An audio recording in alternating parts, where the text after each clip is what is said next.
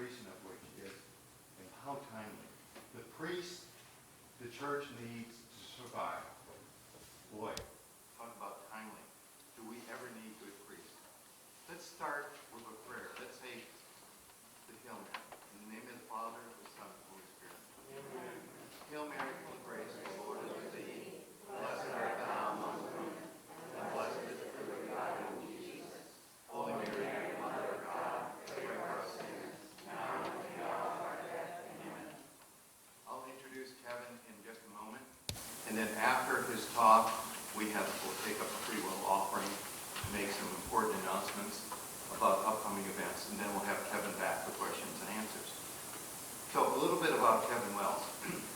Kevin grew up in the Bowie area at Sacred Heart Church. That's a wonderful church.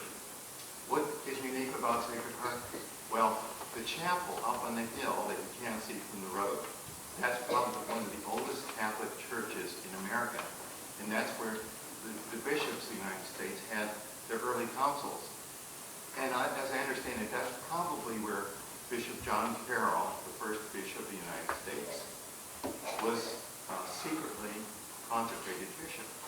Because remember, those early days, America was very anti-Catholic. Somebody researched that. I'd love to know that that's actually the case. But anyway, Kevin grew up in Bowie. He went to DeMatha High School, played baseball. He's a baseball player. He's a left fielder.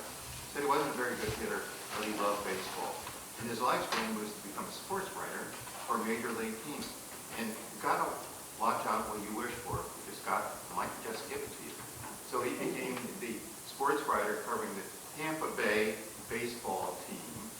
And by the way, what's the nickname for the Tampa Bay baseball team? Who can tell us? Devil Rays. Right, the Rays.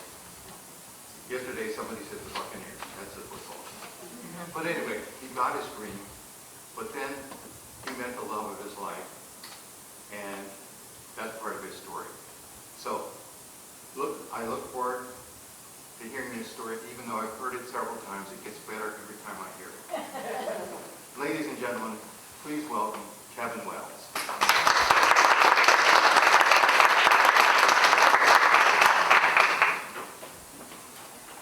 Thank you, Jack Ames. Which one am I talking to here? So we'll talk to them both. Jack Ames is what we need more of in the United States of America. Thank you, Jack. Really, I mean that. That's not just idle words. We need Jack Ames everywhere. It's an honor to be back at the House of Mary. It's Mary's right here. I grew up in a family that prayed the Rosary, and she's kind of an icon that sort of lives in me for a long while, and I think Mary grows more powerfully within me because of societal norms and the culture and politics. And we need a warrior, and we need angels that go to the Queen for walking orders, and Mary just sort of assigns tasks. So Mary is this icon in me that just breathes during these times. So that's why it's great to be here in Ellicott City at Our Lady Center. I love coming over here. Used to live down the street. Cecilia, thank you for coming. A friend came here today. That's very nice. And I see a few other familiar faces out here. Father's back there. Father, it's nice to meet you. Father, what country are you from? Nigeria, okay. That's like the new Irish accent for priests. The brogue is gone. We have no more brogue. I love it. It's got that lilting Nigerian brogue. That's okay. We're going to coin that right now. Yeah, you're the best of the best. Thank you. Thank you, Africa. Thank you, the Philippines. So let's just kind of dive in here. Well, let's see. Where do we start? You know where I want to start real quick is last night someone brought this up, and I wanted to bring it up now, speaking of Mary. So I'd written this book, The Priest We Need to Save the Church, and one of my, I guess I don't want to call him a friend, but he's becoming a friend, Bishop Joseph Strickland out in Tyler, Texas, had read the book, and he contacted me and he said, I'd like to disseminate your book to all the priests and seminarians in my diocese. I said, boy, what more could you ask for? He said, yeah, let's talk about it sometime. I said, you know what, believe it or not, I'm going to be in Texas in a few months. So we met, and it was very, well, it's kind of a funny story of how we met, but I drove 2 hours north from Houston, and he drove 2 hours south. And we met at one of his parishes on the further southernmost reach of Tyler, Texas. And here's what he said to me. He said, when I first became bishop about 7 years ago, some people came up to me and they said something along the lines of, Bishop, we're very happy you're a bishop now. And Tyler, you're like a tall glass of cool water. You know, in that Texas way, right? With the twang and stuff. And Bishop Strickland said, you know what, Kevin, I kind of like that. I'd like to hear that. And that made me kind of feel good. And then somebody gave me the book 3 years ago called Insenu Jesu. And I read it. And I said, how dare I? And I took that cold glass of tall water and I threw it on the ground. And I said, Jesus is calling me to be a chalice of his most precious blood. Because I wasn't really committed to a daily holy hour. As Jesus said over and over and over again to this anonymous Benedictine monk through interior locutions in this book. And I started to make the daily holy hour, and this is why I bring this story up, because here's what came to Bishop Strickland in the holy hour. Not Jesus, but Mary in that holy hour had led him to an awareness of what she wanted him to do, and it was this: Joseph, I want you to become a martyr for my son. And I said, well, what does that mean, a martyr for your son? A white martyr? You know, you just kind of suffer out there? No, Kevin, no. I said, well, what does it mean? She wants me to die for her son. Die? Yeah, I think she wants me to die.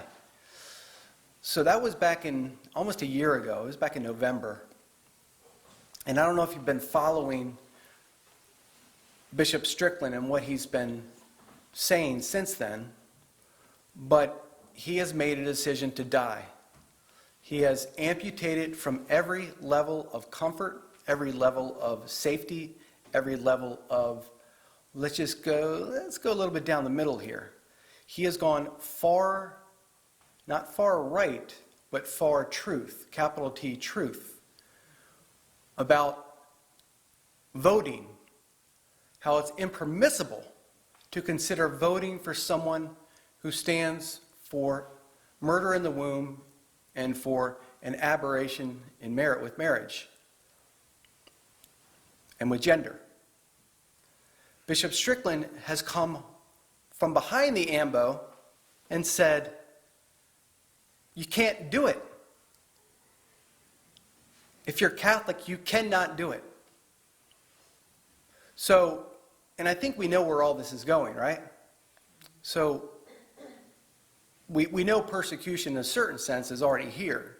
But I think we all know, we don't really think about it, but we all sense it's going to get ferocious. We all know it. I mean, we don't really care about it because it is what it is. But priests like Bishop Joseph Strickland, they're going to be the ones who, they won't die right away, but they'll be imprisoned and et cetera, et cetera. We don't know how it's going to break down, how it's going to look, how it's going to work, but it's coming. Whether it's in 4 years, whether it's in 8 years, it's coming. So I think to start this talk off, I think it's obviously not imperative to dwell on these type of thoughts.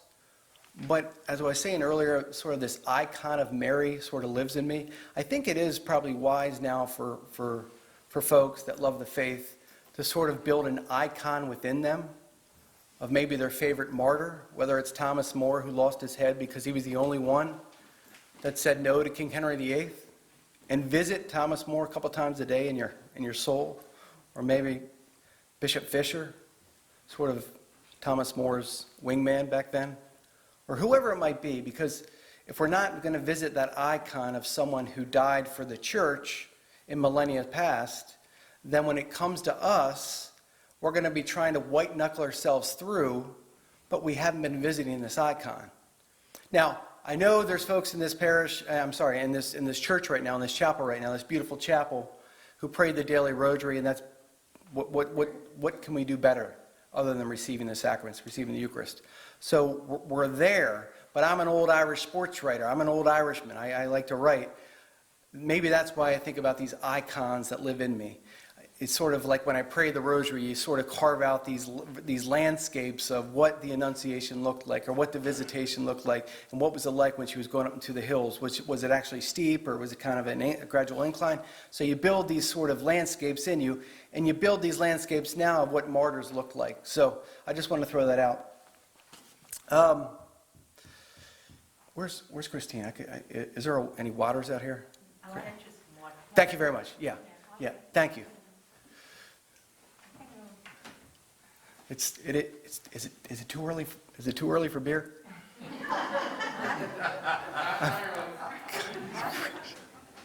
I'm sorry, Jack. I told you guys I was Irish.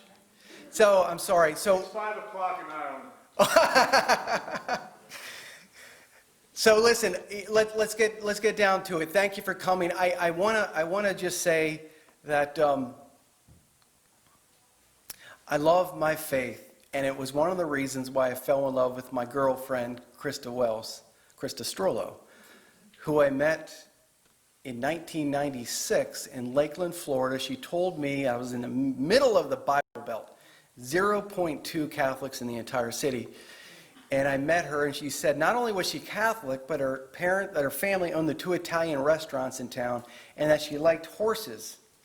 So she went 3 for 3. Thank you very much. One is fine. You sure? Thank you. Yeah.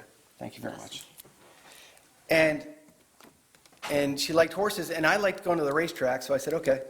So our first Mass was 2 days later, and our first date was at Mass. And afterwards went to this greasy spoon called Fat Jack's, and she told me she wanted to have 10 children one day, and I'm from a family of 10, so I said, yeah, thank you, God, you gave me the right one. So we got married, clink glasses of Chianti over in Tuscany on our honeymoon, and found out 3 or 4 months later we could have no kids. God didn't bless us that way. And of course the guillotine came down. Krista was the youth minister at our parish in St. Pete Beach, Florida, St. John Vianney, and her boss was the pastor, and Krista mourned her loss to Father. And after a long discussion, Father told Krista that if no embryos were aborted in the womb and her conscience was clear, that in vitro fertilization was permissible.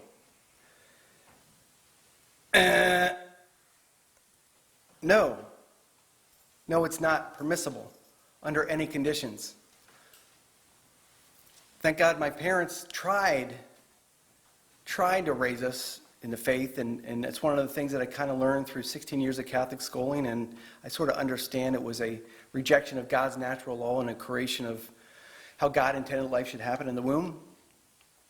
And the very thing I think a priest, one of the things is ordained to do is to take a blue whale-sized cross in a marriage, and rather than separate, ask husband and wife who are already one to unite themselves to this cross and to carry it and to walk like saints all the way to heaven. Not dwelling on the darkness, but dwelling on what Christ would do within the darkness.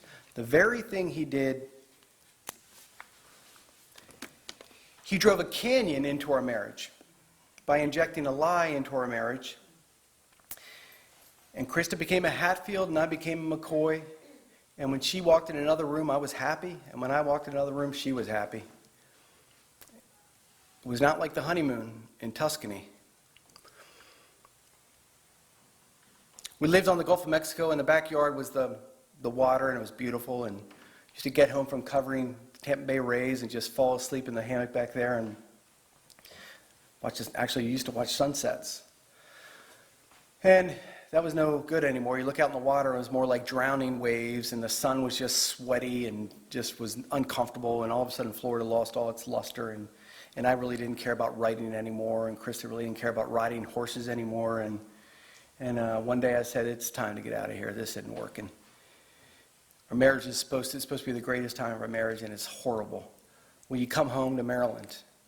And Krista, God bless her, she said, yeah, this is awful. We got to do something. So we packed everything in the back of a U-Haul and took the loneliest northbound 95 trip ever taken to Bowie, Maryland, and unpacked everything, and we unpacked the infertility as well, and it just got worse. Krista would cry herself to sleep at night, and I could not comfort her because she didn't want me to touch her. Good way to start your marriage. And there was no answers. And I wanted to keep her away from Monsignor Thomas Wells. My dad's brother, my uncle, grew up in his shadow for 40 years, traveled the world with him, Ireland a couple times. We drove out to Montana. We went skiing together. He was just always there in my life. If you lined up 100 priests in a row and you asked them in the 1970s, 80s, and 90s who was the most joy-filled priest in the Archdiocese of Washington, a large percentage would have said Tom Wells. Who spoke truth, unencumbered truth, as well as any priest in the diocese? A larger percentage would have said Tom Wells. Who dove into souls to try and get them to heaven? Tom Wells. Hundreds, maybe thousands will tell you that he was one of the strongest, most joy-filled priests in the history of the Archdiocese of Washington. Called him up in Beltway traffic one day. I said, Tommy, it's spiraling down the drain, and I can't do anything. I can't meet her. She won't meet me. There is a canyon inside our marriage. He said, buddy, I know all about it. Come over tonight. I said, good, I'll be there right after work. You got to bring Krista, though. She's not going to come. I don't want her to come, actually. Buddy, bring Krista. I'll try. I got home from work and I said, Krista, we got to figure this thing out. I know you've been dreading this, and I have too, but would you please come with me to see Tommy? I opened up the passenger side door, and she got in, and I never loved her more because she knew it was going to be 2 against 1, but she wanted to pick a fight for the child that she knew could grow in her womb. She did not care what the Catholic Church taught. She cared about this ghost that wouldn't take shape in her womb, and she wanted to pick a fight. So we drove the hour out to Germantown.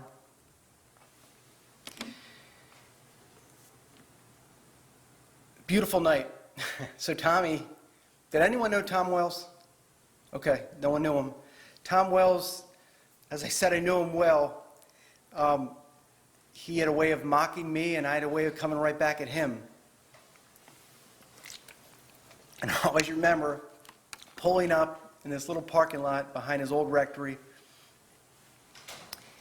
And I was still in the car, and he was on this deck of this little deck off his rectory, and he was looking like this. He was doing this. Keggy, keep your mouth shut tonight. Don't say a stinking word. Just pray. I climbed up the rectory steps with Krista. Tommy stuck out his arms to embrace Krista. He didn't expect a warm hug, and he did not get one. And I'll pick it up from there. The colors of the summer sky were just beginning to deepen. He looked at me quickly, then he turned his focus and attention to Krista, and he clucked his tongue in that way of his that he always did. He studied her hazel eyes, and he shook his head slowly, a movement that looked like no, but actually meant, yeah, I get it. He curled his tongue into a corner of his mouth and focused on her face. He kept still in what seemed a genuflection to Krista's brokenness. And then he smiled. When he finally spoke, he sprang. God, Krista, it's god-awful. I know it's god-awful.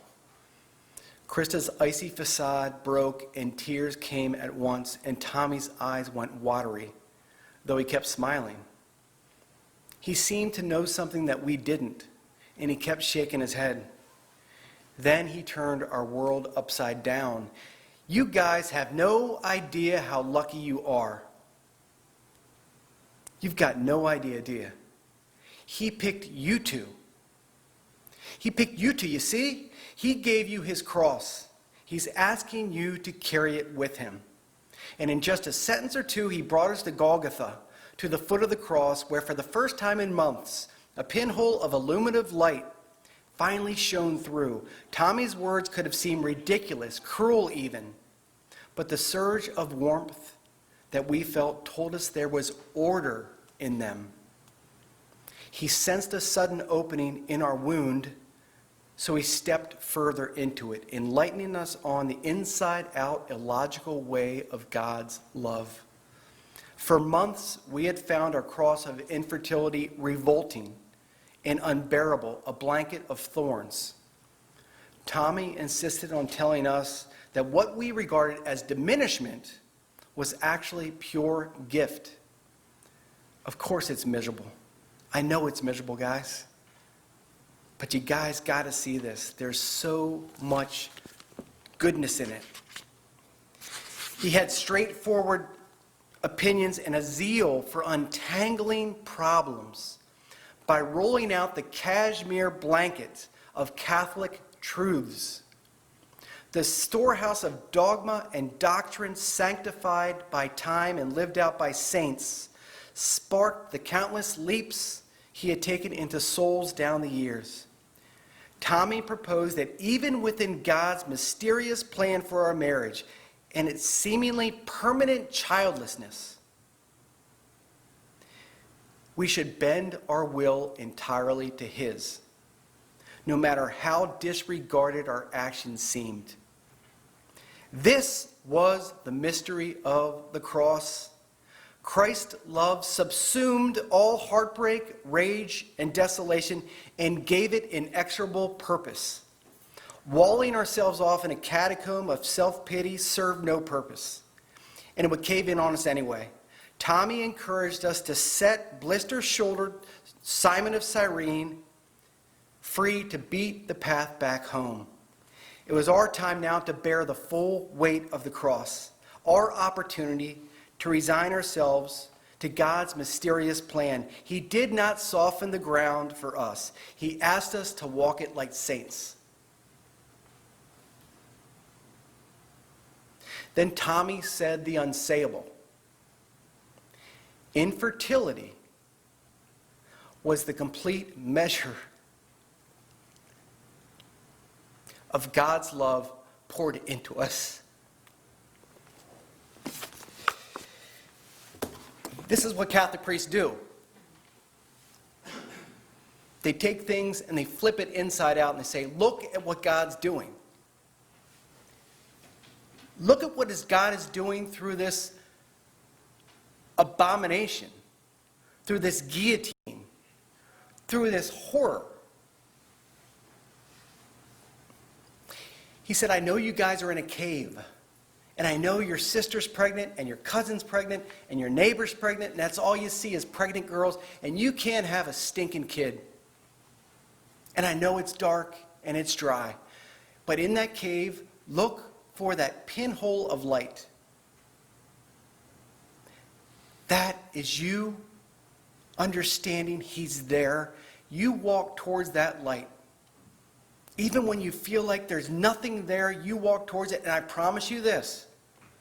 I beg you, I promise you this. If you keep walking and you trust fully in him, he will give you gifts that you cannot understand. But you got to trust him. Krista, the whole night, just waterworks, crying the whole night. And I didn't know where she was. I don't know if she bought in or just was crying because she was crying. Last thing Tommy did was he hugged her on the way out. And he said, I'll be there for you throughout it all. The way home, Krista was looking out the passenger side window, crying, not saying a word. And I was hoping, selfishly, she was mourning. the newborn, baby-sized ghosts that would never take form in her womb. And then 2 days later, Tommy was murdered in that same rectory. So what do? What happens? What happens after that? So 2,500, 3,000 people came to the funeral, shell-shocked. It was like an entire wave, like this invisible poisonous gas just kind of hovered over the D.C. metropolitan area. How could this priest be murdered in the way that he was? And what the assistant state attorney told me and others was one of the most grotesque murder scenes she had ever walked into. How? Why, God? Why, selfishly, why did you take away my wife? My wife finally had a newborn shepherd. She had a shepherd that was taking her to a different reality, and you ripped him. So what do? What does Krista do? What does anyone do? 250 priests and deacons showed up for the funeral, and they mourned, and we all mourned. A few days after the funeral, Krista said, Kevin, I don't understand it, but you know what? What he said made sense. I'm going to try and die to my desire to have a baby, and I'm going to trust him, and I think I'm ready to try adoption. I could have died right then and there. Time could have stopped right then and there. So, life goes on, right? And life was pretty darn good. We adopted 3 children as years went by, Gabby, Sean, and Shannon. 9 years later, I was at Loyola Retreat House in Faulkner, Maryland for the 25th time. My family's been going there since the 1950s. It's a retreat house that sits way up on a cliffside that overlooks a wide expanse of the Potomac River. You're hard-pressed to find a prettier spot on the eastern seaboard of America.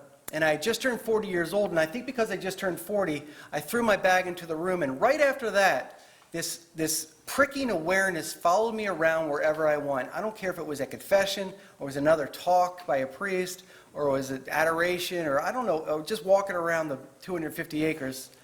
But there was this pricking awareness that I simply was not measuring up to the man that God had wanted me to become. I wasn't obliging his will, whether it was too much sloth or too many measures of pride, or really, most importantly, I wasn't loving in the capacity and the measure, the fullest measure, my children, my wife that God had wanted me to. And here I am, I was just given that Catholic omnibus on redemptive suffering from my uncle, and things would come into my life, whether it was work or whatever it was, and I was holding up my little finger like a kid who's got a splinter. Mommy, it hurts. I'm like, God, this is ridiculous. And wherever I went, it just stuck me. God, life's moving on, and I'm not. I'm not terrible. I don't think I'm sinning mortally, but I'm just not doing it. So what I would do every year, and I'd done this for so many years, is I would always walk down around midnight, down to this dock, way down this hill on the river, and it was a very cold night. It was in the teens, and it was a full moon, and if you've ever been to this retreat house, you see Milky Way. I mean, there's stars everywhere. You see every star in the sky. It's beautiful, because there's no lights. It's in the countryside. And I remember it was a windy night, and the waves were slapping up against this dock, and I'm down there. And I'd done this so many times in the past, where I'm down there, and I'm like, God, boy, the talks were great. I had a great confession, and Father really gave me some good spiritual direction. And I know what I want to do when I get home. I know what I'm going to do. I'm going to renew this part of my life, and I'm going to sort of take this zeal and sort of enhance it and kind of shave off this, and I'm going to sort of harness it and obviously, well, not obviously, but every time I get home and the third or fourth nuisance would happen, and I'd just be back to the same guy I always am. So I said, God, you're not going to accept that anymore, and I'm not going to accept it either. And that full moon was like God's swinging lantern hanging down, just back and forth. Like, oh, here he comes again. Here he comes again. What's he got this time? It's almost like God was sitting on Jesus. Really, it was God. The vision of God was sitting on a stool, just shaking his head, just stroking his beard. Like, when? And something came to me that has never come before, not remotely close. It was a thought that came that had never entered my mind. I have to attribute it to the Holy Spirit. And it was, God, you sent your Son into the world to redeem all of humanity through violence. God, I need to be redeemed. I need to get it right. And I think I need to be sent to the ground. So God, make it violent, because nothing else is really working. The jig is up here. And it was almost like right then, and I can't explain this to you other than this fashion.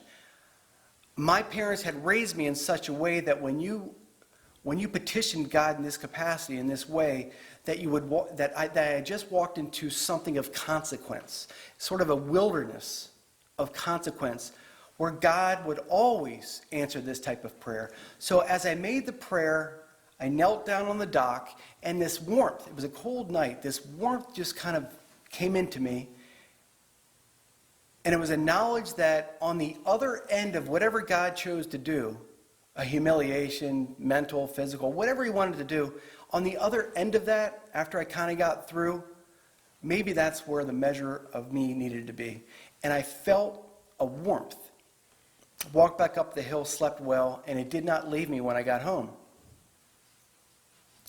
And a month later, almost to the exact ticking hour,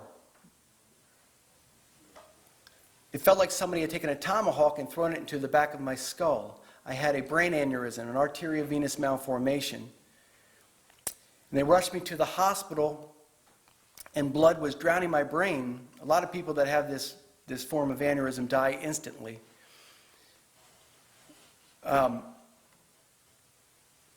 What doctors were trying to do was to embolize or glue the blood. But their shunts were all in my head. They kept clogging. All the angiograms, they were threading up through my groin into my brain to embolize the blood. They couldn't get to it. They couldn't glue it. And one night, morning, I don't know when it was, but for the third or fourth time, I was stuck into one of these MRI tubes. My smelly, threadbare hospital garb. The brain had rendered my speech obsolete. I couldn't move my body. I was a mess, but I had reason. I could think. I knew that things were bad. I knew that I was dying. But they would always put me in there to chart the blood, to see if the angiogram worked, to see if the embolization was gluing the blood. And they had put this contrast. For the first time, they put this contrast into my brain, and I had a reaction. I started to vomit. And I couldn't tell the nurses that I was choking to death because I couldn't speak anyway. And right away it came to me, this is your plan for my end. This is how I'm going to die. And what happened then was not a thought of the sins of my past, that maybe in 15 minutes, maybe in 2 minutes, maybe another hour, I was going to be sitting across from God. All the whoppers of my past. What came to me was, you didn't love well enough. And that's not a good thought to have when you think you're this close. You just didn't love well enough. That's where my mind was. I survived the night. I swallowed down the vomit because I wasn't eating anyway. That was easy. The next day they stuck me into the operating room and worked on my head all day long to try and get to the malformation, the nest of blood vessels that were all messed up. They couldn't get to it because it was too deep, so they pulled out and they told Krista if they went any further that I was going to die or be changed forever. So this was the day for me to die.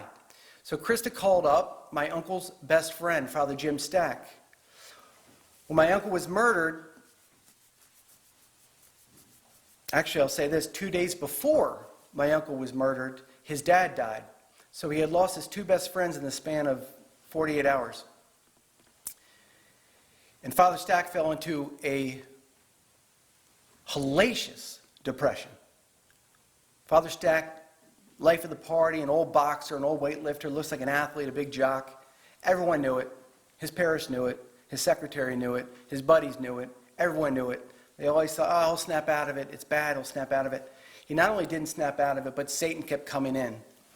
Stack, you're an awful priest. Stack, you hate your priesthood. Stack, you don't even believe that that's Jesus you're holding up in the bread. Stack, you're a joke. You're only good because Tommy helped you, Father Wells helped you. He bought in. He had a miraculous conversion in Guadalupe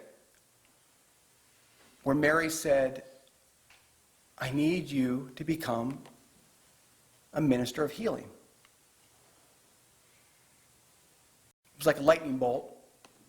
Went home, started the ministry of healing, and for the 8 months prior to my brain doing what my brain did, he was having healing masses, and he was sort of gaining renown for it, at least in Maryland anyway.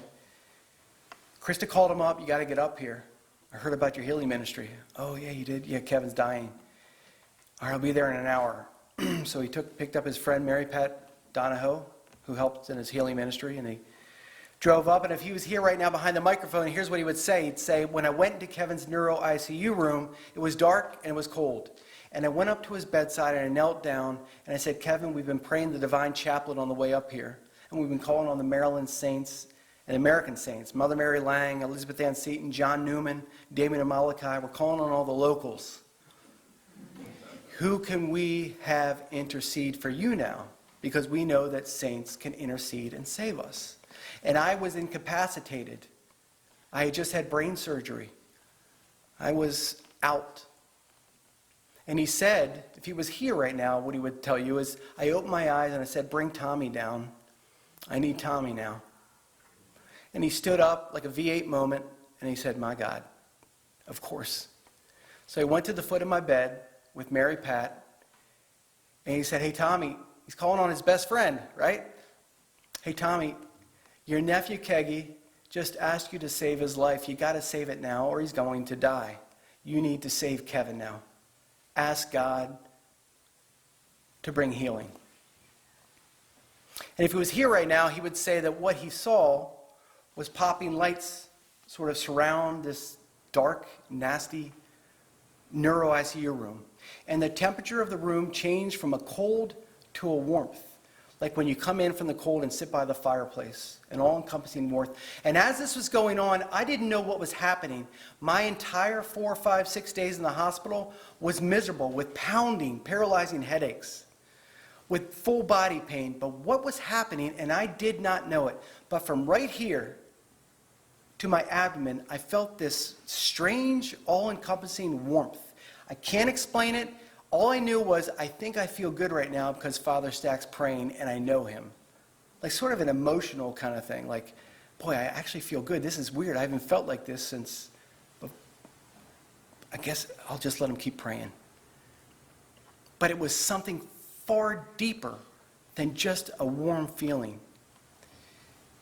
And Father Stack said, Kevin, I knew I was standing in front of, in the midst of something supernatural, but here's where I knew it was a miracle. Around your bed, I saw what looked to be the heavenly court, or some of it, and Father Tom was standing next to me. And I knew then what Krista told me, but I also knew that everything was gone. The blood, the fluids, the AVM, it was all gone. And the next day, they stuck me in that MRI tube again, and it was all gone. God had answered his prayer, my prayer. God had made it violent. And now it was up to me. The love story was just beginning. So what happens when you're this close? What happens? We all have, I imagine, the hundreds of thousands, millions that have this experience. They come out of it and like, all right, well, what happens now? You know, I'm Lazarus. What do I do now? Well, what happened to me was kind of two things. I was a masonry contractor. I used to travel from job site to job site and talk to whomever, architects, engineers, superintendents, bricklayers, etc.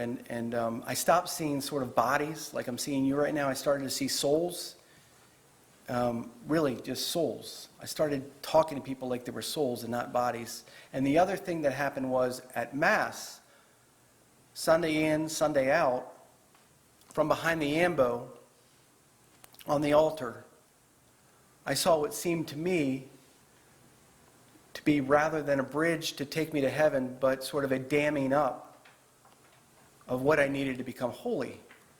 Whether it was encouragement of praying a daily rosary or taking my family to maybe a weekly holy hour, or even striving for virtue, or getting to confession once a month, or once every 2 months, or even 3 months, whatever.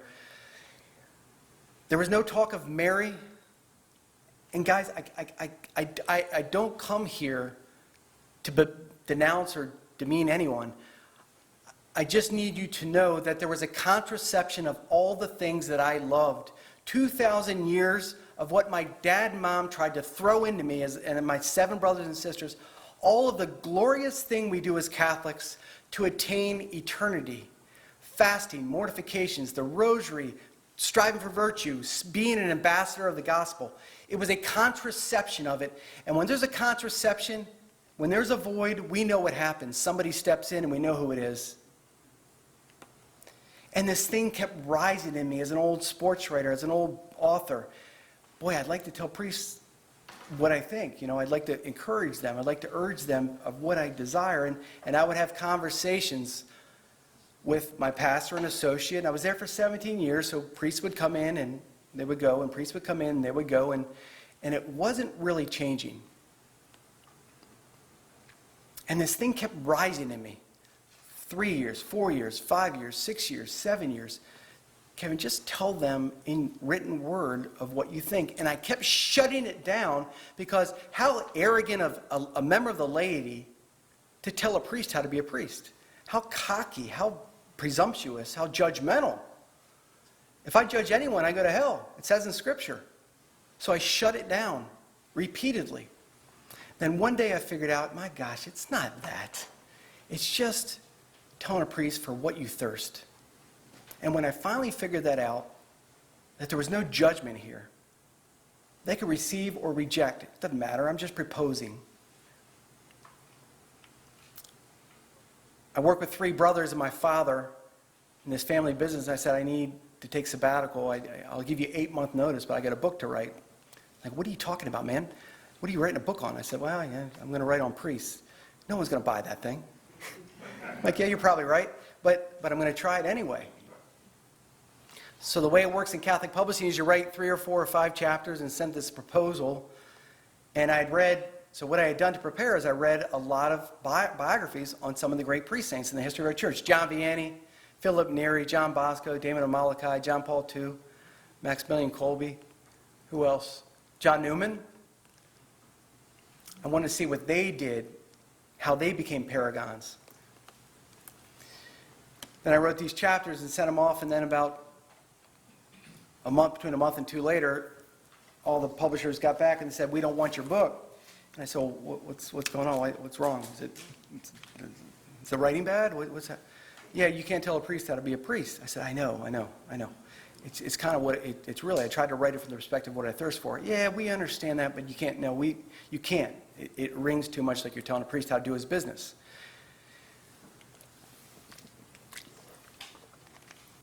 So what happens then? Well, when you're a man and you have a family and you have a kid who has to go off to college and you have other kids in Catholic school and you got to feed the family, well, Satan gets in, right? And he says, you're a failure. You discerned wrongly. You are judgmental. The publishers are right. You are cocky. How dare you? Why aren't you on the job sites? What have you been doing for the past 6 months? Why aren't you worried about masonry? Why aren't you feeding your family? Things got really dark and dry. I mean, I can't explain to you how bad, because, hey man, I'm a failure. Thank God they just built this bike path out in front of my house. I used to walk it every day, and I knew I couldn't pray the rosary because my head was just so filled with filth, was just nothing. I used to just thumb the rosary and just, Mary, mother me now. Mary, mother me now. Mary, mother me now. 53 Hail Marys. And across the street from my house was my former parish. Thank God they had an adoration chapel, a real small adoration chapel, and I used to go in all the time, and I knew I had nothing to give him as far as prayer. It wasn't only dry, it was muddled and confused and just bad. So I would go in and say, God, you get it. I have nothing for you here, but you're here, and more importantly, I have your ear. So what I want to say is not going to make sense, but you hear what's in there. I have your ear. So I'm going to shut it down. And they had this kneeler right in front of the monstrance. I used to stick my hand on the base of the monstrance like it was the hem of his garment, and I was certainly the hemorrhaging woman, and I'd say, God, you got to heal me. That's all I'm going to give you. You got to heal this. I just leave it there. And I'd go home and I'd try and write, and I couldn't write anything. I used to write from 5 in the morning till 12 noon or 1 o'clock in the afternoon, and sometimes I'd write 2 or 3 sentences, and they weren't any good anyway. I just couldn't. It was like this. The publishers, what they wanted me to do over here, and my heart and soul's over here, and I was a helicopter in the middle just hovering.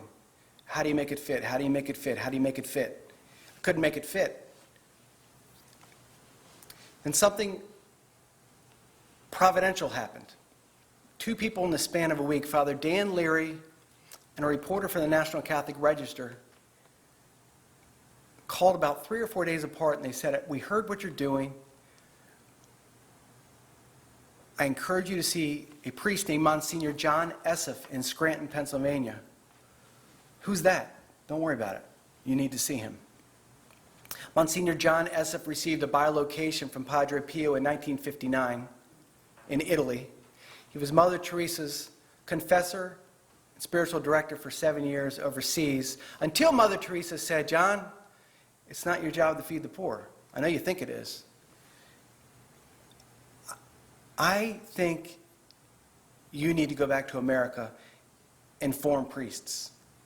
You need to consider helping priests understand what it is to be a priest. So Monsignor, or back then he was Father, so Father John Esseff said, Sister, if you say so. So he went back to America. He's from America, from Pennsylvania.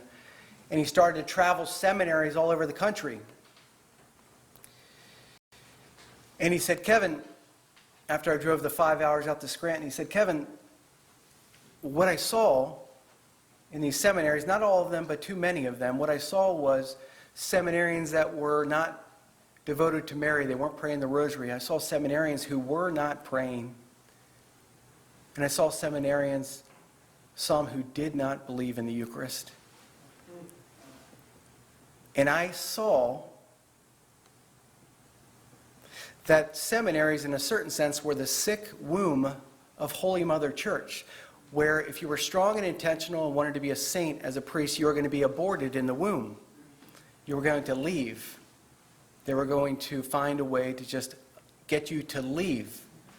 And if you were malformed in that womb, you were going to get pushed forward.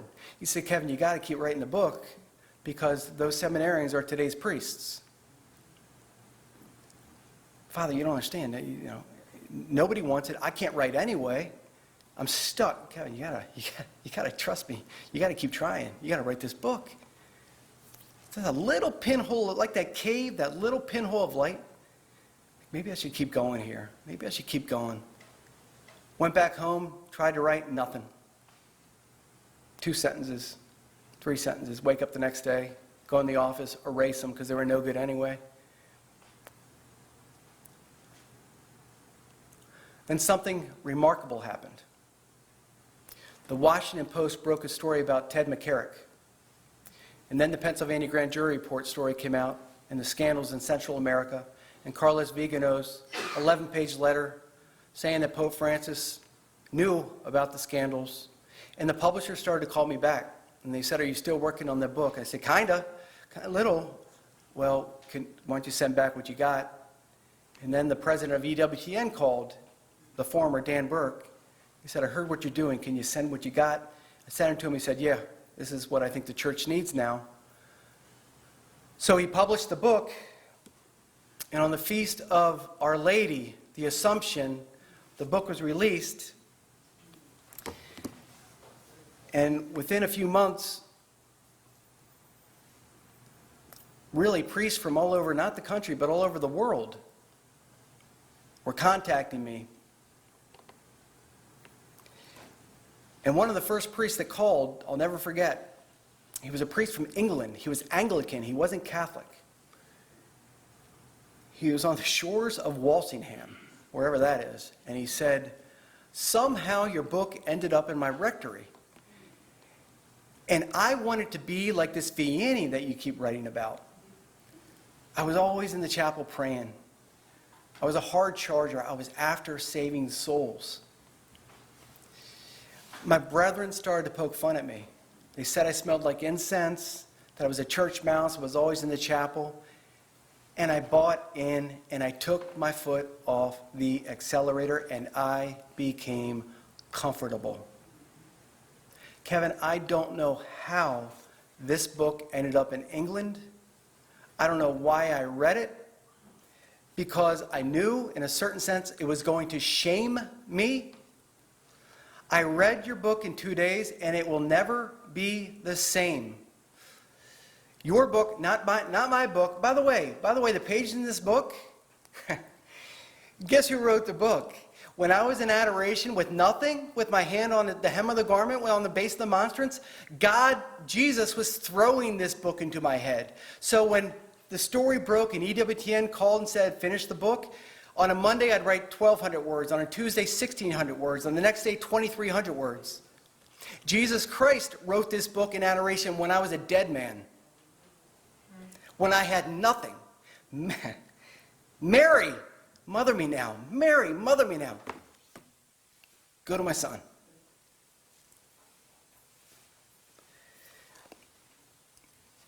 So when this priest tells me from England, your book did this, no. God, of course, did this. So thank God, thank you, God, seminary rectors from throughout the country, from San Francisco to Boston to Miami to Texas, from all over, have disseminated this book into seminaries. And it's not because of what I wrote, it's because of who John Vianney was, who Philip Neri was, who some of the greatest pre-saints in the history of all mankind was, who the martyrs were. So that's what seminarians are reading now. Because, guys, we know it. And we all know it. It's not just priests. It's not just priests. It's everyone here in these pews. There's a certain amputation of ourselves now that we need to become holy in this societal morass, in this mess, this chocolate mess of our world. We're not going to go there. I do think the solution is what this book portends to do. There's 8 steps. 8 steps here. 4 you receive, 4 you do. The 4 we receive. The holy hour, as much as we can, receive him. 2, Mary. Say the rosary. Have a devotion to Mary. The memorare, whatever it is, keep her in your heart. Keep her an icon right here. Unreserved prayer. I don't care if it's 500 aspirations a day. I don't care if it's prayer in the morning, noon, night, prayer. 4, mortifications, a spirit of asceticism, austerities, denials, where we live in a cave to a certain extent at certain points of the day, where we cut ourselves off so God can come pouring in. When we receive those 4, then we can become available to our children, our spouses, our grandchildren. We have courage to take on the world because it's not us, it's God working through us. We have a carpe diem mentality. So if the person in the grocery store or a next door neighbor or next to the Ravens game, whoever it is, aisle 3 of CVS is picking up some medicine, and we sense there's something that's just not right, we don't kind of say, oh, well, she'll work it out with her husband, or she'll work it. We dive in that carpet, because again, it is not we, it is God propelling us through this inspiration of the Holy Spirit to dive in.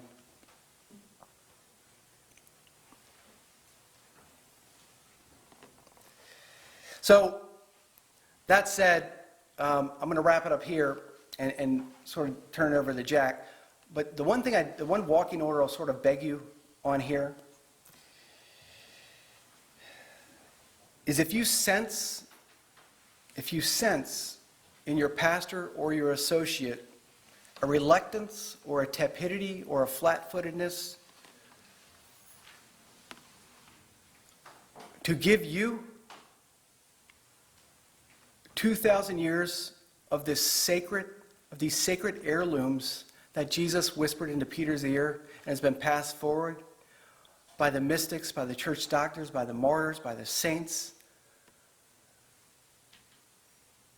To October 16, 2020, and you sense there's a contraception of it, I just beg you guys to ask Father in a certain sense, Father, you know I love you, and you know I pray for you, and you know I love the priesthood. We've gotten to know each other pretty well.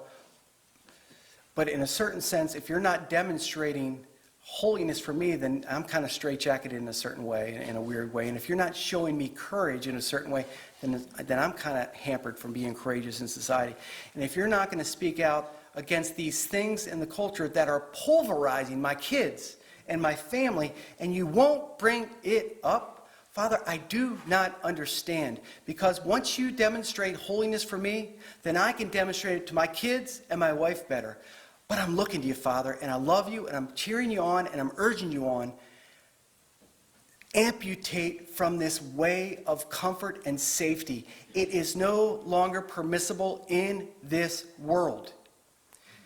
When you were ordained and you lay down, nose and kneecaps to the floor, and you stood back up, you had crawled into the skin of Jesus Christ as a priest of God, and maybe one of the first things you saw was the crucifix. And when you saw Jesus, you saw him suffocating on a cross, and maybe the first thought could have been, I will now die like you, because I have in a certain sense become you, so I will now die. And that's the martyrdom of 2020, is all of us, all of us dying to our customary ways in this society. So with that said, that's what I got, guys. Thank you very much.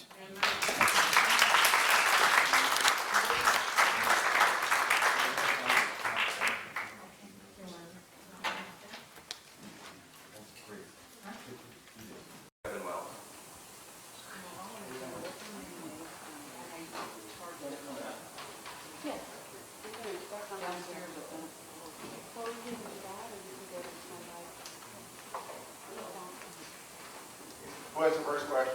Yes. What do you do? I understand when you're saying how you approach the priests who aren't fulfilling their role, but we have priests, more than a few, who basically disguise a promotion of the culture of death politics and democratic.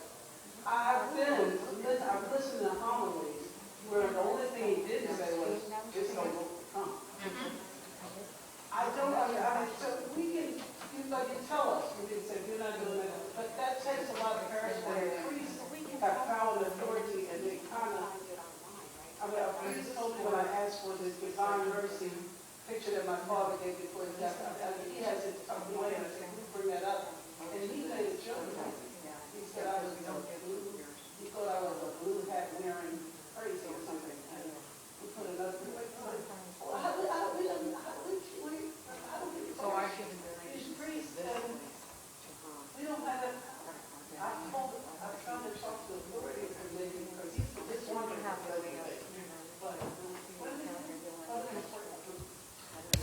So the question is, really, if you boil it down, the question is if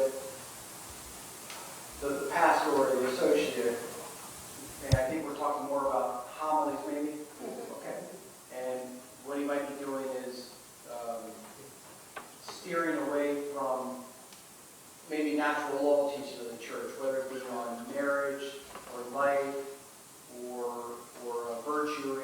It's more of a church of activism. And rather than speaking of, the Eucharist, it's more about feeding the poor with bread. It's a lack of a supernatural outlook. Yes. Okay, well, I think all we can do there is, in a certain sense, let's be honest, he was malformed in seminary, right? So he never, whether he went in noble-minded, he wanted to be a good priest, formators malformed him. They've never showed him, dogmatic theology, whatever it was, what a priest is, who a priest is. A priest is a priest for two reasons. One is pretty obvious. He must administer the sacraments because no one else can, right? But the big one is number two, and that is he must lead souls to heaven. And I think what you need, what I would encourage to do is identify to this priest those two realities and speak to the supernaturality of his role as he has hands. He has healing hands unlike all of us. He has the prophetic voice unlike ours. And if he is couching it in sort of the secular zeitgeist of accompaniment and all that and just being loving, then all I can suggest is this. You're not going to get help from your bishop. You're not going to get help from the chancery or the hierarchy. Archbishop Fulton Sheen said in 1972, after Vatican II, some of the misreading of Vatican II, he said, "Who will save the church? Do not look to the bishops. Do not look to the priest. You must look," and this is one of the smartest minds in the history of the church, "you must look to the intentional voice of the laity who love the faith. They are the ones who will approach the priest and the pastor with these realities." And if you kept getting beaten back, whatever he called you, a blue hair, whatever he was calling you, if he keeps beating you back and subtly mocking you, then after a while you're going to have to say, you're going to have to use the word and say, "Father, I'm repulsed by you. I'm repulsed by how you mock me, how you present Jesus Christ to all of us. You are stunting souls by your presentation of 2,000 years of the church. Shame on you. I am leaving your church. I might leave your diocese." Okay, so I don't know what else it takes, because I'm sure you love this priest and pray for this priest. As a matter of fact, I'll say this. I will say this. I bet you have prayed more for this priest than you have for Pope Benedict, than you have for your favorite priest. I bet you've spent more time in prayer for this priest than you have any others. Not out of animosity, not out of hatred, not that he gets struck by lightning, but that he becomes converted to the man that God wants him to be. When he understands that about you and he refuses to accept it, and he still mocks you, it's time to walk. You cannot stand idly by, because you know what? It's your fault. Because, okay, well then you did perfectly. You did all that you could do, and you keep praying for him. Because He's infecting other people, and that's all I fear. He's infecting. Yeah. He's infecting. I don't. Yeah. Who has the next question? I'm sorry. you got it. No, you got it. Sir? Quick question. You mentioned bishops. Have any bishops bought your book yet? Yes. Very few, but some of the more orthodox bishops have not only bought it, but they've given it to their seminaries. The bishop out in Tacoma, Washington, bought it for all his seminarians. Bishop Strickland did. Are there any others? There's a few others, but I'd imagine that the lion's share of not only bishops, but the lion's share of priests. I've often thought about this. So here's what I've been told. It's very interesting. Here's what I've been told. So Kevin, I got your book and I read it, and you know what? I felt encouraged to give it to my pastor, so I gave it to my pastor. And then a month and a half or 2 months later, I went up to him and said, "Father, what do you think?" "Oh, I haven't gotten around to it." "Oh, it's okay, Father, just let me know." So I go to Father another month later. "Father, no, I still haven't gotten." And then the third time, or, Father now avoids that person. So I've come to the conclusion that, let's just call it the lion's share of priests and bishops, not only will not crack the book, so if they're on a desert island for a year, and all they have is the coconuts and the water and a nice view, and every day someone comes up in a rowboat and hands them a present, and they open it up every day, and it's this book, The Priest We Need to Save the Church, they will not read it. I'm not going to say why I think they won't. I have suspicions, but at the end of the day, it's kind of like my answer to you. All we can do at the end of the day is through prayer, not through judgmentalism, through prayer, propose. Just propose what we know the paragons in the past have done, how they've converted not only parishes, but countrysides. Like Vincent de Paul did, like John Vianney did. So that's all we can do is keep proposing and proposing and proposing. The problem we have now, right now, is they've embraced, and I think we know this, they've embraced, not embraced, but they've allowed in the zeitgeist, the culture, state money, et cetera, so. Yeah, I'm an old man, I've watched it go on for many years. From the church that I was born into, and just slowly. The boiled frog. turning into something very different. Well said. Look, Yes, sir. I don't want to turn around and bum Jack out about the holy state of Pennsylvania. It has a great place in American history, Philadelphia does, we all know it, but y'all remember when the big scandal broke several years ago? It was up there in Boston with Cardinal Law. That was how it started. Well, what happened?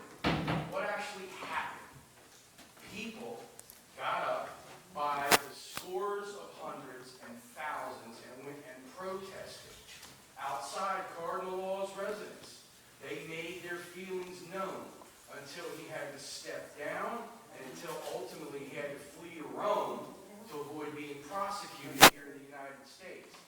My issue, what I've been saying for a little while now, is things aren't going to change up in this Archdiocese until there's 2,000 or 3,000 of us out there with signs up at 5200 North Charles or wherever else Archbishop Lori is hanging out. Until we're willing to do that. Here's the problem that I see. People are afraid of embarrassing the Catholic Church. You know what? What these archbishops are doing is embarrassing the Catholic Church. And here's the thing, why is Black Lives Matter so effective in getting what they want, at least in so many of these liberal blue states, as it were? Because they're willing to get out there and make their voices heard. Correct. I would organize it if I knew how to do a website and computers. I don't. I got a law degree, I just stay away from computers, I don't know anything about it. If I had that skill set, believe me, I'd be doing it. But it's not going to be until we've got our own slogans and 2,000 or 3,000 people up there in North Charles Street or wherever else in Baltimore City Archbishop Lori goes, and we're out there making it known. Excuse me, I'm on this for a second.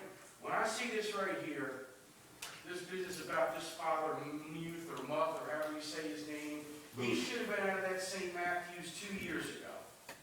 When he was part of that LGBT parade and he's marching down the street in favor of all it. When he should have been gone. And there should have been 3,000 of us up there then demanding that he was gone. It's Sir, not going to get any better until we're willing to stand up. Here's the thing. Let Just Kevin answer the question. One more sentence. Yeah, go ahead. One more Yeah. sentence. We are Americans. We got started by kicking the tail of the greatest empire this world had ever known. You mean we can't beat this? Please. so Close with a prayer. Remember, this wonderful talk, maybe some things will be deleted, but the talk itself, you will see it, it's an entirety.